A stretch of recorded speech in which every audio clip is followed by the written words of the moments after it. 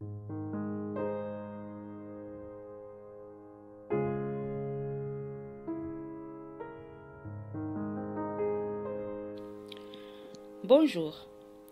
Pour la plupart des mères, les accomplissements de l'enfant, son succès ou son charme sont une source de fierté et de joie. Mais chez la mère narcissique, cette réussite suscite ressentiment et jalousie parce qu'elle voit sa progéniture et particulièrement sa fille comme compétition. Tous les enfants, garçons ou filles, sont affectés par le comportement de la mère narcissique. Mais la fille a plus de chances que le garçon d'être ciblé par la jalousie de sa mère et ses insécurités. Aujourd'hui, je vais vous parler des raisons de la jalousie de la mère narcissique de sa fille. Je sais que beaucoup de gens trouvent l'idée qu'une mère puisse détester sa fille et être jalouse d'elle ou essayer de la détruire ridicule et insupportable. On peut comprendre qu'une mère adoptive qui n'a pas ce lien maternel puisse détester ses enfants adoptés, mais qui est prête à comprendre qu'une mère puisse voir son propre enfant comme ennemi ou concurrent. La personne narcissique est l'une des personnes les plus insensibles et abusives que tu peux jamais rencontrer et tu ferais mieux de rester loin d'elle et de ses jeux.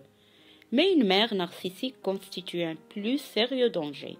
Son potentiel de nuire est augmenté par sa proximité de ses enfants. Avoir une mère narcissique, c'est comme grandir dans une secte, où la mère est le chef de la secte et tous les autres sont les adeptes, qui lui doivent obéissance et vénération et lui reflètent constamment sa grandeur et son omnipotence. Elle sent qu'elle a le droit à la reconnaissance et l'adoration éternelle de son enfant et exige souvent de lui une sorte de piété, de dévotion réservée normalement aux dieux. Et ceci est indéniablement traumatisant pour l'enfant qui se sent anéanti et suffoqué par le besoin d'attention et d'idéalisation de sa mère.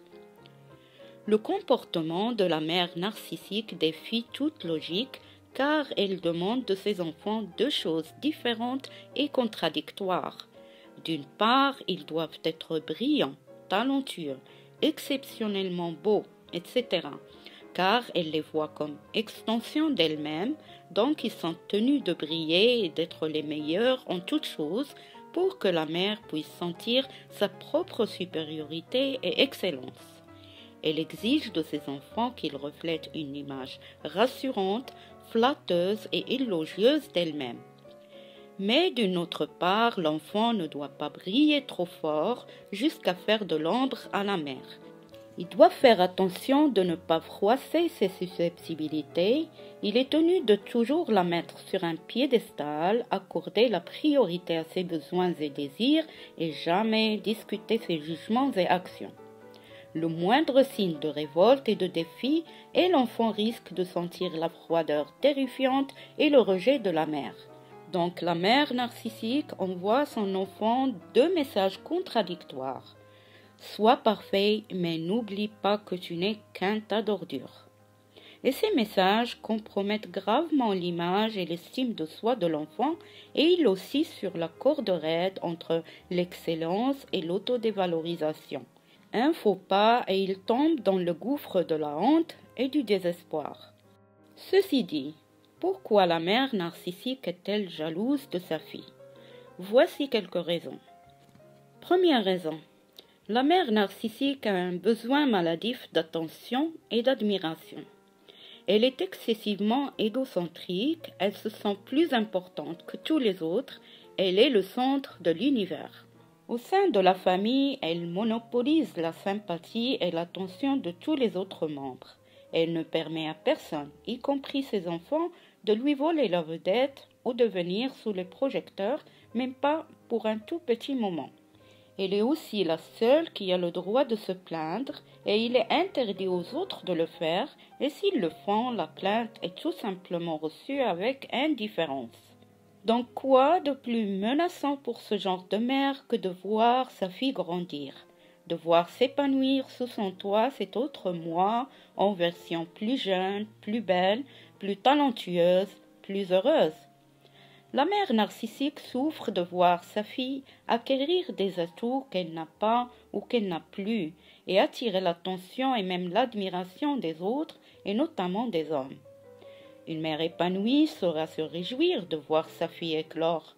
Pour une femme narcissique en quête continue d'admiration, ce sera bien plus difficile et elle sera dévorée de jalousie. Deuxième raison. La mère narcissique ne s'aime pas. Elle peut paraître confiante, sûre d'elle-même, mais au fond, elle manque de confiance en elle, se sent effondrée et sans valeur. Et pour surmonter cet état, elle décharge une partie de sa répugnance sur sa fille. Puisque la mère narcissique se sent souvent vide, elle peut essayer d'amener les autres à se sentir plus inadéquats, plus vides qu'elle. En d'autres mots, pour pouvoir sentir sa supériorité, elle a besoin de rendre sa fille inférieure, et elle le fait en la convainquant qu'elle est inadéquate et sans valeur. Et elle réussit en exigeant de sa fille la perfection, en la critiquant constamment et en faisant en sorte qu'elle se sente coupable. Son message peut être résumé dans cette phrase « Tu me déçois ». Peu importe pour elle combien sa fille essaye de la rendre fière, elle n'est jamais satisfaite. Elle est jalouse, donc elle rabaisse sa fille, la dénigre et la déprécie. Mais sa jalousie pour sa fille ne sera jamais exprimée directement, mais toujours de manière alambiquée et indirecte, ce qui la rend d'autant plus toxique et difficile à gérer pour une fille. Troisième raison, c'est le rôle que jouent les préjugés culturels.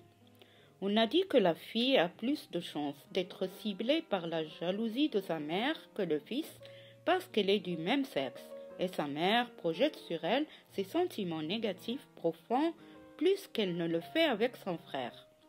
Le sexe de l'enfant joue aussi un rôle à cause des croyances et préjugés culturels.